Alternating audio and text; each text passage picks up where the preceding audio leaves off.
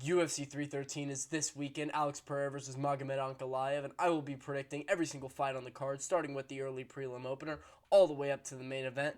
And this will start with Ozzy Diaz versus Jordan Santos. All right, Ozzy Diaz. This guy's coming off a KO loss, all right, to Mingyang Zhang, the GOAT, we like to call him.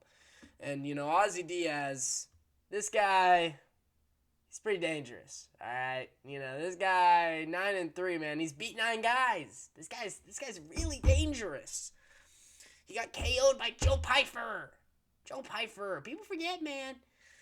Joe Pyfer is the guy. All right, now we're gonna be a little more serious. So Ozzy Diaz kind of sucks. This guy, and he's going up a weight class, or going. Well, he was fighting at 185. Was fighting Mingyang Zhang. I believe this fight is at 185, if I'm correct. I want to double check on that. Yes, it is at 185. Jordan Santos is not very good, though. He's a decent prospect, 10-1. He had a good win on Dana White's Contender Series. He fought, I believe his name is Austin Curry. He was a very good prospect coming into the scene. No, Will Curry, sorry. Will Curry. He was a very good prospect at middleweight, and but that was a really good win by him on the Contender Series. Will Curry was 12-3. But Jordan Santos, his loss, all right, is to a 17-15 guy. This guy is not a world beater, okay? And he won by decision. He's kind of a decisionator, not going to lie. He doesn't really finish a lot of his fights, at least against decent opposition. And losing to a nearly 500 record is not good. But, he's not bad. Ozzy Diaz is pretty terrible. I'm not going to waste too much time on this fight. We got better fights to get up to, all right? But I'm going to say I think Ozzy Diaz, will do a decent job of, curling up and doing this and, hiding away from shots while Jordan Santos tees off. And but Jordan Santos will, continue to show that he's not very great and that he will get fraud checked after his second or third fight in the UFC. And he will win by decision. I have 30-27, 30-27, and a 29-28 out of pity. All right, for the great Ozzy Diaz. Moving up the card, Chris Gutierrez taking on John Castaneda. Now, Castaneda's taking this fight up on short notice by about a little over a week. I mean, Chris Gutierrez was supposed to fight Gene Masamuto on this card, but Gene Masamuto obviously pulled out for the Rob Font fight on the Seattle card just a couple weeks ago. So, and he showed good, he showed good potential in that fight. He had good striking to not get killed by Rob Font. And then he showed his wrestling ability. Obviously, took his first loss of his career. But Gutierrez was preparing for a hard opponent, and everyone's saying, well, Castaneda's taking this on short notice. It's a little over a week, even though he's the favorite for some reason. People are like, Gutierrez got him. I believe in John Castaneda. John Castaneda has really good wins on his record. Honestly, his record is more impressive than Chris Gutierrez. Gutierrez is on a 5-fight win streak. He has the first round KO over Frankie Edgar. We all, I love Frankie Edgar, but it was 2022. Frankie Edgar in Big 2022 is not the same. All right, let's chill out. All right, we all saw what he did at bantamweight. That crazy bantamweight run that he went on. Sorry, but Castaneda. He has a great win over Miles Johns. He dominated him on the feet, knocked him down, hurt him bad, and then got the submission. And he also, he had a good win over Muin Gafarov, who just had a really good win over Rinya Nakamura. And Nakamura was this huge hyped-up prospect because of all his wrestling credentials. Yes, the most important base in MMA, wrestling, as we continue to prove in this amazing sport of MMA. But anyway, Chris Gutierrez, I think his recent wins are unimpressive. I haven't really seen much from him recently. The only thing he's done that is a little bit impressive, is that he survived 5 rounds with Song Yadong. He didn't get eye poked to death. All right, he didn't get the fingers shoved in the eye. He didn't. None of that. He survived all 5 rounds with the great Song Yadong. But anyway, Gutierrez. He's not, he's prepped for Gene Masamuto, so that will be good. But he's going to have really a very grappling, defensive approach. And, that's not what John Castaneda is really going to do to him. John Castaneda, I think, is going to get him on the feet. And I think he can beat him on the feet. His most recent fight was to Daniel Marcos. He got decisioned. Who hasn't gotten decisioned by Daniel Marcos at this point? I think it'll be a really close fight. It'll be a really good fight. But people forget, man, Castaneda was scheduled for March 1st. and he was supposed to fight somebody else. So it's not like he's, coming straight out of camp. Or not coming straight off the couch. He was in a camp, and he's definitely been staying active, probably, looking for a fight, and he finally got one. And, he was probably already ready to fight in Vegas because that was an Apex card a week ago. Now he's fighting in Vegas in front of a crowd. It'll be a little different, but I trust John Castaneda. I think he'll win this one by split decision and get the favor of the judges, even if it's a robbery. I'm taking credit for the win. All right, those are all my paper notes because, those two fights suck. And now we'll move up to the actual events. I don't know why I took 5.5 minutes on those fucking shitters. Anyway, moving up the card, Marion Santos versus Francis Marshall. Francis Marshall is dead. All right, he's dead. Marion Santos by first round obliteration. No. It will be a second round TKO by Marion Santos. Santos is absolutely a prospect in my mind. I think some people are giving him that credit, but some people are also like, the Ultimate Fighter was kind of shit this season, which it kind of was. But I really do think that Marion Santos is a legit prospect. 14-1. This dude's physique is insane. He trains like a true prospect and like a true champion, a guy who really wants to be out there and be like a true contender. That's what I'm trying to say. Jesus Christ, spit it out. Anyway, Marion Santos, in his last fight with Con Offley to win the Ultimate Fighter, and this was in August, I did wish he kind of returned a little sooner. I don't really like the 8-7 months of time off. It does show me that he's trying to improve, but I do kind of wish he got in there by like the beginning of the year rather than March. We're still kind of in the beginning of the year, but you know what I mean. Because he won by KO. Slick step back right pull counter on Con Offley, and Offley's good. Offley's a very decent featherweight. So I really do think that Marion Santos is a legit prospect. Francis Marshall is very good too. But I just think Marion Santos, he's going to be different on the feet. And Francis Marshall's not going to have seen that sort of athleticism before. I'm going to say Marion Santos will either win by, he rocks him with a right hook. It'll be like a check right hook out of a stance switch or something. Or it'll be a front kick to the face. If we're talking spectacular, all right, it'll be a front kick, okay? Because I really like Marion Santos' size in this fight. And I really do think that Santos will be a legit prospect going forward. I say second round TKO, Marion Santos. Or he sleeps him with a front kick. But we'll see about that. I think Marion Santos by second round TKO, check hook. Moving up the card, Alex Morono, Carlos Leal. This one is going to anger all 5 of my viewers. Alex Morono is winning this fight. I'm telling you. Okay, think about it. I just spit at the camera. You probably saw it. Alex Morono did lose to Nico Price, alright? We're not denying that. But think about all the guys that came in the UFC on short notice and put up these fights with these great, young contenders. Bazil Hafez against Jack Della Maddalena. We've all seen what Hafez has done in the UFC since then. All right, we've all seen it. We all saw the KO in November. All right, guys. Oban Elliott, I love you, man. Anyway, Carlos Leal came in on short notice, fought Renat Furkhretov, and absolutely got robbed. He won arguably all 3 rounds against Renat, and even if you don't want to say all 3, he won 2 at least. And Carlos Leal got completely robbed in that fight. Some judges even gave it 30-27 to Renat, which was just absolutely ridiculous. Saudi Arabia judging at its finest. They don't have a bias, guys. I swear. Carlos Leal, this guy, he's very good. 21-6, but this dude was absolutely roided out of his mind going into that fight with Renat Furkhretov. He was absolutely roided out of his mind.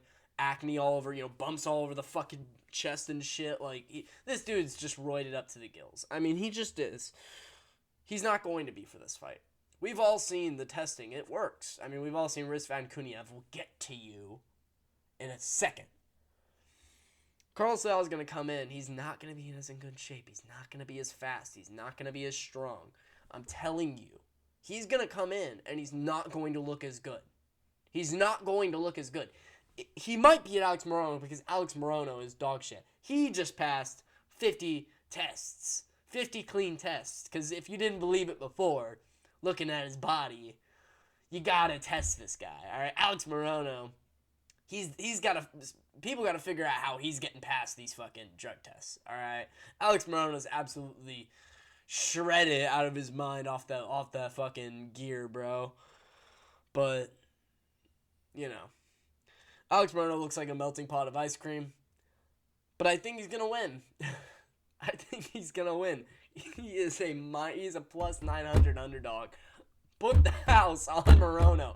Carlos Leal is gonna look shit. He might win. Leal might win. I wouldn't say put money on Alex Morono. Never put money on Alex Morono. But don't be surprised if Carlos Leal goes out there and looks like the worst fighter you've ever seen. Be like, why the fuck was this guy? I mean, he's got a good record. You know, he's done some other stuff, but those aren't organizations where you can use steroids. He's a known steroid cheat. This guy came in. You saw the fucking acne on this dude's chest. Everyone knows he's all roided up. He's not going to be like that for this fight. I'm going to say Alex Morono by split decision. 29-28 all around the board. Split decision, though. One judge will give it to Leal. But I say Morono gets the nod. Moving on. Bruno Hulk Ferreira taking on Armen Petrosyan. Petrosyan, I don't like this fight for you, bud. I mean, this was 4 months after he got slept. I mean, not slept, but, you know, he got hurt badly in that fight against Shara from that double spinning elbow, which was a nasty KO, you know. Let's not get it wrong. But Shara did kind of get exposed for not being, like, the striking god that we all see him as, all right? We all saw him as this god, and how, like, this dude's a true contender at middleweight. I thought that I'm impersonating myself. All right, this dude, you know, he went out there and he's hard. Who's gonna figure out MVP? Ian Gary didn't even fucking figure out MVP. You know, he barely won that fight. Hot take. But anyway, moving on to the actual fight. Armen Petrosyan, he's coming off 4 months after this KO with Shara. Like, what are you doing?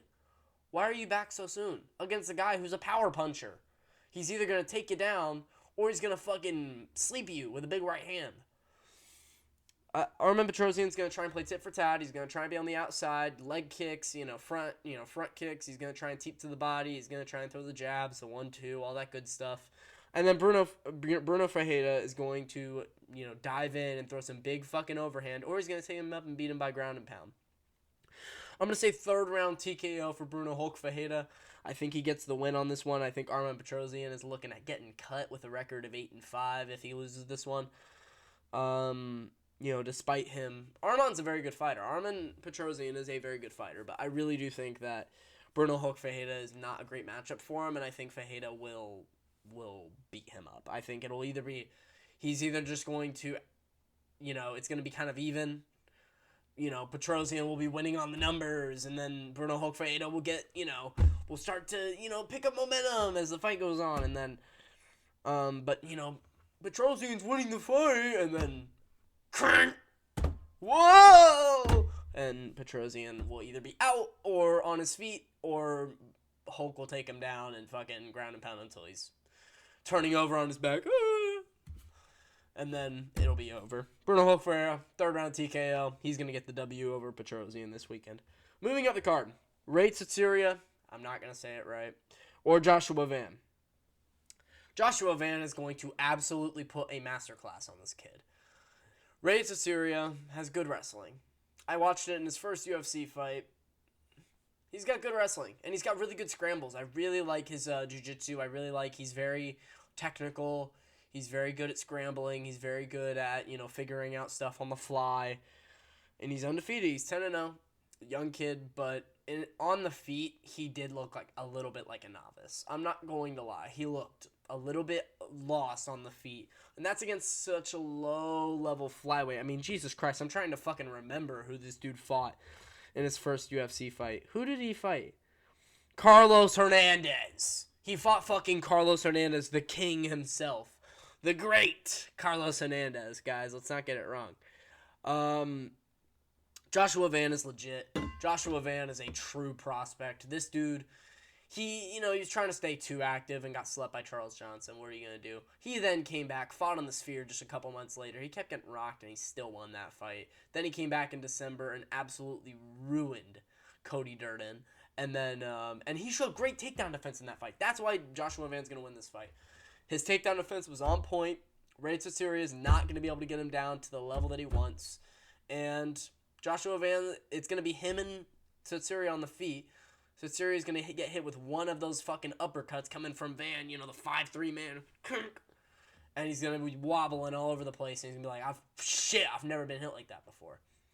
And Joshua Van is going to win. It'll either be it could be an early finish. Don't be shocked if it's an early finish, but I'm going to say third round TKO for Joshua Van. He gets it done.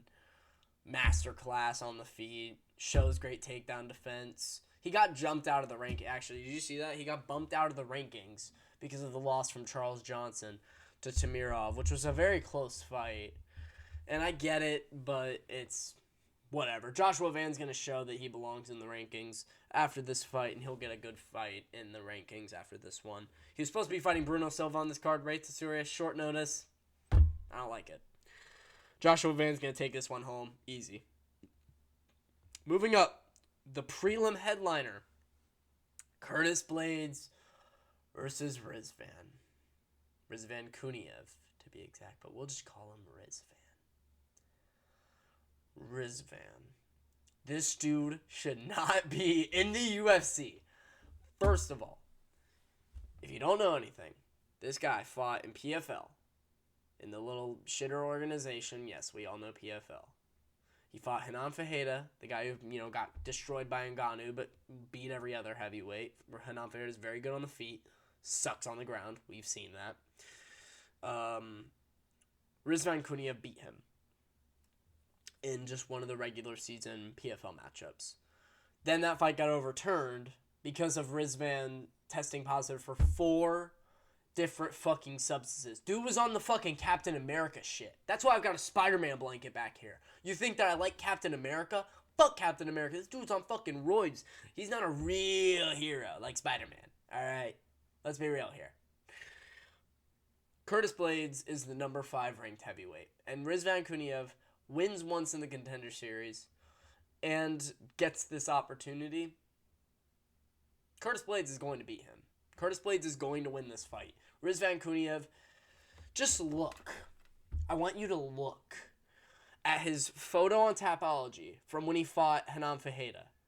This dude, he looks big. He looks yoked. He's kind of slimmed down. He looks good. He looks like a true, heavyweight athlete. Look at his photo for when he's training for Dana White's Contender Series. Just look at it. He is fucking fat now. He's a fat blob. And he looked like shit against Fajeda. He didn't even look good against Hanan Fajeda. Anyway. Curtis Blades is going to beat him. It's not like Curtis Blades coming off of, getting a brutally knocked out like he did against Pavlovich. Alright? Blades he got rocked in that fight with Aspinall. Took a few unanswered shots. Fight was over. He wasn't moving, but he wasn't out. Okay? Blades is not, and that was July. I mean, it's been 9 months since then. Curtis Blades has had time to rest, had time to improve, had time to just get over that loss and move on to the next one. He took this fucking balls of steel because nobody in the heavyweight division, talking to fucking you, John Jones, except Tom Aspinall, has the balls of a true champion. Volkov beat Cyril Gane and got robbed. We all know this. And now Cyril Gane is in this weird-ass position. And if the UFC gives this dude a title shot next, I'm going to fucking, we need to start a riot, alright? Anyway, Curtis Blades is going to win this fight. If we're talking styles, Curtis Blades has really good wrestling defense, and he's not going to, besides against Jailton Almeida, but Rizvan Kuniev is not the same athlete that Jailton Almeida is unless he found a way to get back on the roids. If he's back on the roids, do not be surprised if Rizvan Kuniev wins this fight. If he's back on the roids, yeah. He's not. I don't think he's back on the roids. He looks fat. And Curtis Blades is going to win this. I have Curtis Blades by decision. I'm going to say he takes him down in moments, lays on him, maybe gets some ground and pound off. It might be a very boring fight. I won't lie. But I do think that Curtis Blades will get it done, will show the levels, and will beat Rizvan Kuniev. And hopefully Rizvan Kuniev will fall off the face of the earth and never fight in the UFC again. Moving on to the main card. Sorry about that one. Been dealing with being a little sick recently. All right. Bobby Green versus Mauricio Huffy. I'm not calling you King Green, you fucking CTE-filled hell of a fighter. All right. Bobby Green, obviously he's got his hood style. He's got, his hands down. He's fucking, man, he will tee off on you. Bobby Green, what he does, it's either going to be a 3-round masterclass where he pieces you up and shows off on you for the entire fight and talks shit to you. Or it'll be a fight where Mauricio Huffy, or it'll be a fight where he gets, like, brutally slept or will get embarrassed or, Bobby Green, people forget, man, Jared Gordon, this guy, like, he was beating Bobby Green until the headbutt. He was beating Bobby Green until the headbutt. He was starting to, like, figure him out. He was landing. He was hurting Bobby. He rocked Bobby at moments. And then Bobby got brutally slept by Jalen Turner. We all saw how that went after the Grant Dawson fight, which good on him for getting that Grant Dawson fight done. He caught him with a lucky shot. And Grant Dawson has shown that he has a soy chin at this point. At that point, from that fight. That's what he showed me. And I'm not changing that until I'm convinced otherwise. Bobby Green is very good. He's coming off a loss, though. But that was a while ago, 9 months. He usually likes to stay really active. I think this is a good break for him. But again, he's 38. Bobby Green's an old man. I mean, he's starting to get up there in age to the point where he's fought all these guys. But he hasn't fought a young talent like Rufi in a while. He really hasn't. And Rufi is a very good striker. I mean, he's a fantastic striker. He's going to go out there. He's going to show off. He's going to get his wheel kicks going. He's going to really look for, he's going to try and control with his little slow style. In terms of style, we're talking style. We're not, I'm not calling him Conor. He's the closest thing to Karate McGregor that we have seen since Karate McGregor. I mean, he just is. Sorry if my camera's bugging out. All right, I have a pretty shitty setup here. All right. Anyway, going on with my prediction, I think Rufi is going to do a really good job of finding his shots, and I think he's going to find his moments, and I think he does have more power than Bobby Green. I don't think Bobby Green has a lot of power. I think he's going to just try and piece him up and do damage. I will say the only thing with Rufi, I mean, it's not going to go to the ground. Rufi's not a good grappler, neither is Bobby Green, of course. I think Bobby Green is susceptible to getting chinned. I do. And his defense can be lackluster sometimes, but so can Rufi, man. I'm going to pick Rufi by decision. I'm going to say by 29-28 decision. I think he'll get all 3 judges to give him the scorecards, but this is a hard fight. I mean, this is a very hard fight for Rufi. He's gotten it very hard. He fought Jamie Malarkey, did exactly what he should have done to Jamie Malarkey. And then, he fought, the fat Mexican tough guy and James Lontop, of course. There's always a fat Mexican tough guy in every division. And that's, hey, you could say I'm being stereotypical, okay? But, come on. It's true. I'm going to say, yeah, Rufi by 3-round decision, 29-28. Moving up the card. Amanda Lemos versus Yasmin Lucindo. Well, that just, deaded the video. Do I even want to fucking continue at this point? God. At least let me get, a drink or something before I... Hold on. You can keep listening. I don't really give a shit. Amanda Lemos versus Yasmin Lucindo. Oh, my microphone fell. I think even my microphone doesn't want to be involved. It doesn't even want to hear me analyze this fight. Amanda Lemos is actually very decent on the feet. So is Yasmin Lucindo. But Amanda Lemos has shown a lack of interest in grappling and a lack of ability in grappling. That fight with Verna Jandiroba really, really showed that. And she absolutely got schooled by Zhang Weili in one of her more recent fights for the belt. And obviously Zhang Weili's on a different level. We saw that against Tatiana Suarez. But I really do think that Yasmin Lucindo will beat Amanda Lemos. I'm going to say by 29-28 split decision. because it's a women's fight. And, I mean, Amanda Lemos is not bad. She's absolutely decent on the feet. And Yasmin Lucindo, she can match that energy. And I wouldn't say this fight's going to be terrible.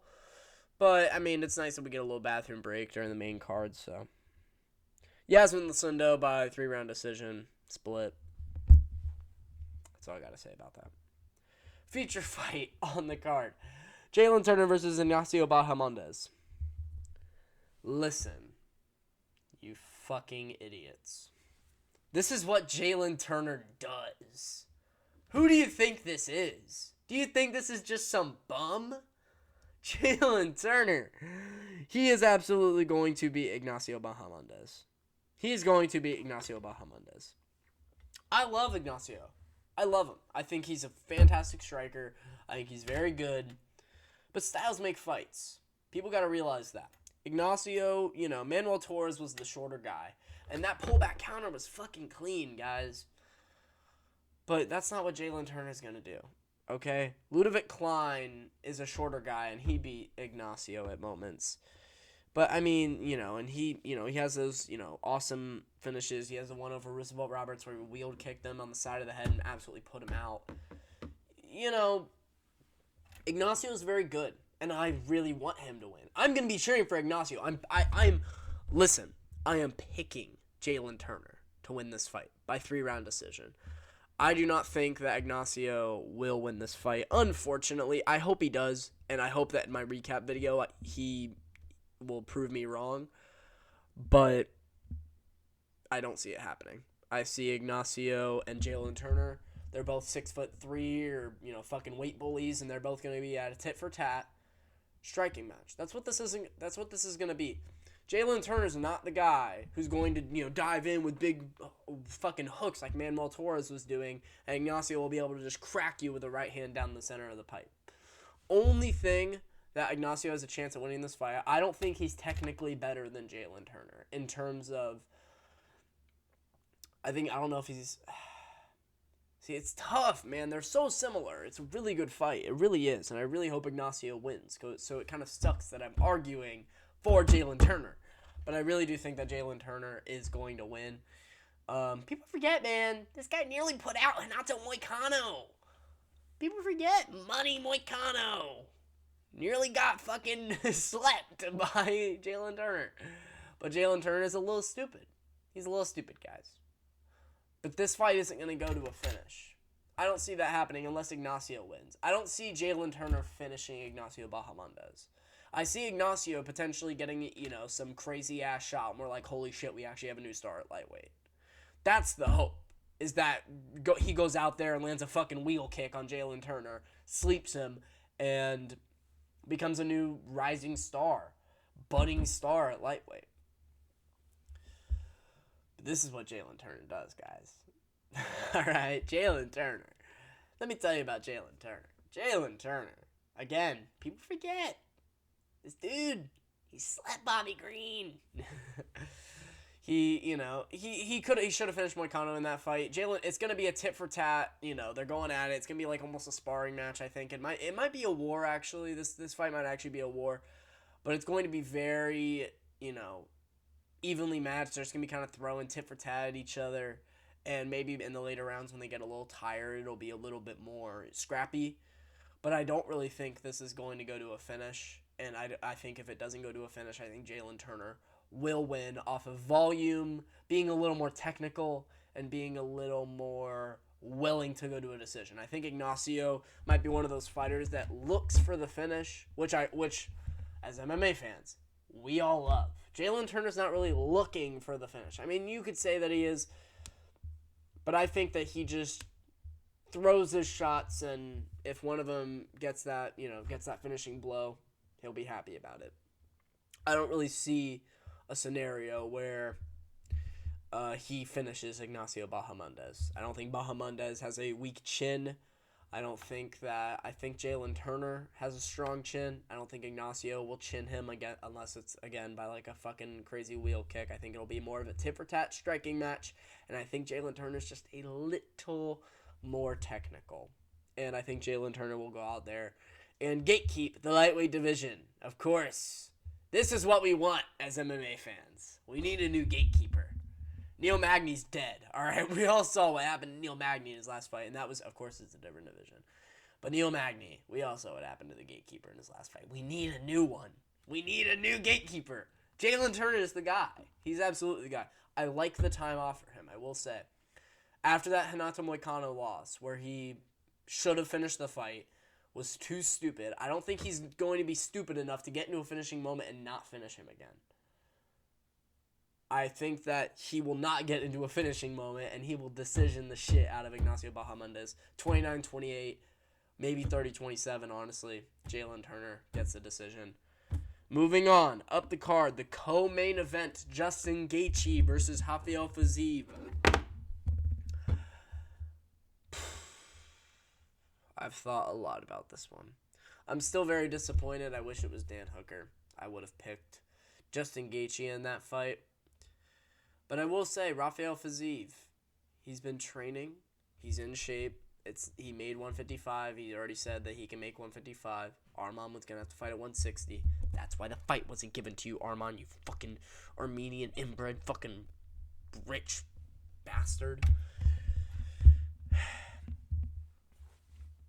Anyway, I need to get that out. I don't really like Arman Sarukian after what he did. I had a brain fart. Justin Gaethje is going to absolutely lose this fight by 29-28 decision, guys. I think Rafael Fiziev will win this 2-3. Because, I mean, man, like, Gaethje fans love, to ignore how close his fights are. Fiziev rocked this dude bad in moments. I mean, that hook, it was either the second or third round where he landed that hook. That I think it was a check, or it wasn't a check hook, but it was like left hook, right hook. And he caught Gaethje, and Gaethje fucking wobbled in place and stayed up somehow. I don't know how he stayed up. But again, that was 2 years ago now. We're looking at Justin Gaethje now, who's 36. He's 11 months removed from the greatest knockout in UFC history, you could argue. Getting flatlined. It wasn't like he got TKO'd. He got flatlined. Face first on the canvas. Broke his nose. Had a bunch of shit happen to him. I mean, he got beat up in that fight with Max Holloway. And he had his moments, of course, because Gaethje is very powerful and Gaethje is decent. But Justin Gaethje, he's 36 years old. He's coming off. I still think he should be the favorite. I think that the fact that Rafael Fiziev is the favorite is absolutely ridiculous. But Justin Gaethje is going to lose this fight by 29-28 decision as well. Maybe even early TKO. His chin might not be fully there. We've seen Gaethje get wobbled. We've never seen him get slept like that. And he got slept bad. Bad. So I really do think that that's going to make an impact. I think Rafael Fiziev has been training. He's been calling out fucking Gamrot for months now. They were supposed to fight in Saudi Arabia, and then it didn't happen. Fiziev's been training. All right, he's been ready. He's obviously ready. He can make 155. He looks great on embedded. He looks in shape. He looks ready. I think he's excited for this fight. And then I rewatched the Gaethje Fiziev fight. I'd already watched it recently before they re-uploaded it when they announced it. I watched it in the lead up to the Dan Hooker fight, and then we all know what happened. But Fiziev, he may have won that fight, man. I really don't get how I really thought he won the first 2 rounds. And there's no way one of the judges scoring that third round a 10-8 for Justin Gaethje is just absolutely disgusting. All right, Fiziev won the first in my eyes. I think he won the second. I really do. I think it was a 29-28 for Fiziev in the first fight. And even if you don't think that, you cannot think that. I'm okay with you not thinking that because it was a very, very close fight, and I think it was 50-50. I think this is also a 50-50 fight in the rematch. Fiziev will be more ready for the moment. He's coming off the injury, of course, but he's healthy. He's been calling for fights. He's in shape. It's been a year and 5 months removed from the knee injury now. His knee's good. Okay, that was the right amount of time. This is a really good moment for Rafael Fiziev, and I think he gets it done. I really do think he gets it done. It would either be early finish or 29-28 decision like it should have been in the first fight. But I get if you say Gaethje won that first fight, it was very, very close. You could give either of the first 2 rounds. You could swing him if you're a Gaethje fan. I get it. I'm not really a Rafael Fiziev fan. I mean, he's a great fighter and he's entertaining, but I think Fiziev is going to do a really good job. I think the leg kicks are going to be more impactful in this fight. And they're going to go leg kick for leg kick at each other, similar to how they did in the first fight. But I really do think that the shots from Fiziev are going to do a lot more impact on Justin Gaethje than they had before. I think Fiziev he's a pretty powerful guy. Justin Gaethje got wobbled by him at points. Coming off a flatline KO, I don't like his chin anymore. He's 36 years of age. Sorry, I'm hiccuping. My body telling me that Gaethje's going to win. I think Fiziev is going to win. 29-28 decision or an early finish, but I say Fiziev gets the W. Okay, main event time. Alex Pereira versus Magomed Ankalaev. I'm going with Alex Pereira. He's going to do it, okay? I'm telling you he's going to do it. Magomed Ankalaev, the fucking idiots. I need to be nice. The idiots in these fucking comments ranting about how Magomed's going to control him for 25 minutes. Pereira has now been grappling for probably about 5 years now. Most of that being with Glover Teixeira. If you do not think that this guy has enough defensive grappling techniques, them knowing that's all he needs to do. He doesn't need to focus on becoming the best grappler. He needs to focus on being strong and defending takedowns. That's all he needs to focus on. We saw Jan Blachowicz take him down. People love to use this. This was nearly 2 years ago now. At Elevation, Pereira was 3 months removed from getting brutally slept by Israel Adesanya. He's not all there. I mean, you have to know he's not all there, and he's still... I mean, that fight, it's pretty close. You could argue Jan won. A lot of people say he did. It's pretty close. I don't know. I don't like to talk about that fight because it is very close. But man, that fight was very, very close. But I mean, Magomed Ankalaev versus Jan Blachowicz. Rewatch it. How good is Magomed Ankalaev? He really isn't that great. He just isn't. I think the hype behind him, the unbeaten streak. It's all for show, man. I really don't see, number one, the level of opponents. Number one, he's a 31% takedown average. He's never had a submission, at least in the UFC. I don't know if he ever has even had one in his career. I just know he hasn't had one in the UFC. Alex Pereira has been training grappling for about 5 years now.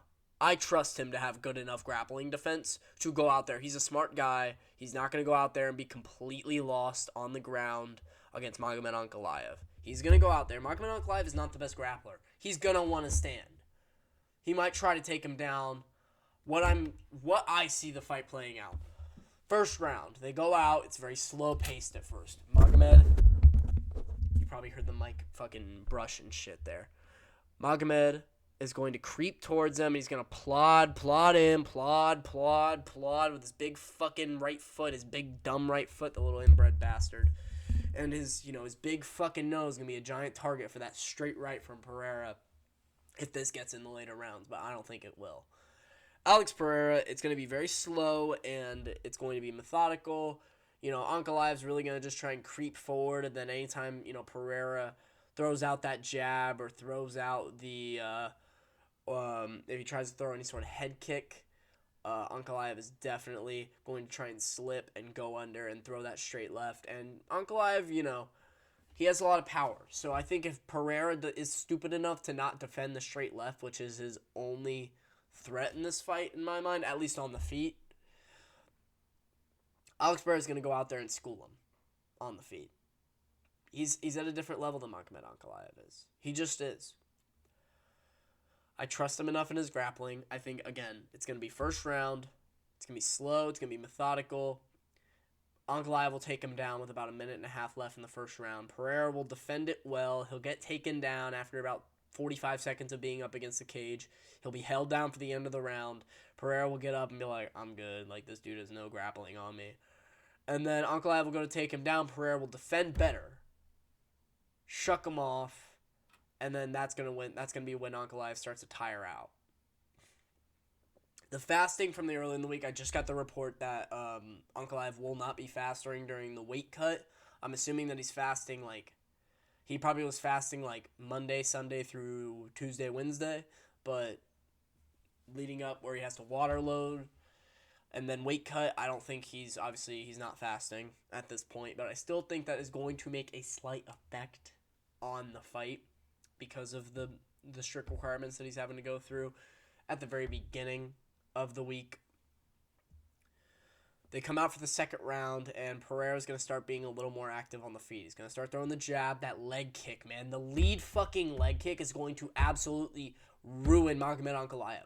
Look at the fight with Blachowicz. Blachowicz was landing leg kicks left and right, and Ankalaev's right leg was completely shot. Sorry, I stomped on my keys there. His leg was shot. You don't think Pereira's going to do that? The best leg kicker we've seen in the heavier divisions in God knows fucking how long? At least as a champion. Pereira's going to win this fight. I'm going to say by third round KO by left hook. I think what's going to happen is Ankalaev will shoot, like I said, in the beginning of the second round. He's not going to get it. They're going to be standing on the feet the rest of the time. Pereira's going to just become more active. The jab in the body is going to be there. The jab to the body is going to be there. That lead left leg kick is going to be there. The right leg kick, the inside kick, it might be there. But if I had to bet, I would rather just Pereira use that lead leg kick, keep that right leg back unless you're throwing a big head kick. But honestly, if he's throwing that head kick, throw it with the lead leg. That's what knocked out Yuri. I trust that lead leg a little bit more, Pereira, especially against the southpaw. Everyone, I hate the take that Pereira, Ankalaev's a southpaw. I mean, are we stupid? Roundtree was a southpaw. Yuri switched stances. Hill, everyone says he switches stances. He's more of a southpaw. He loves the straight left with his big fucking hand down. Ankalaev does the same shit. He does the same shit. He's very similar to Jamal Hill, actually. Very similar. So you could argue an even earlier KO. But I think that he'll survive the first round. Then he'll take him down, and then Pereira will be like, okay, I'm going to watch the takedown. This fight can go a little longer. I will gas this dude out. Ankalaev, second round, he tries to take him down.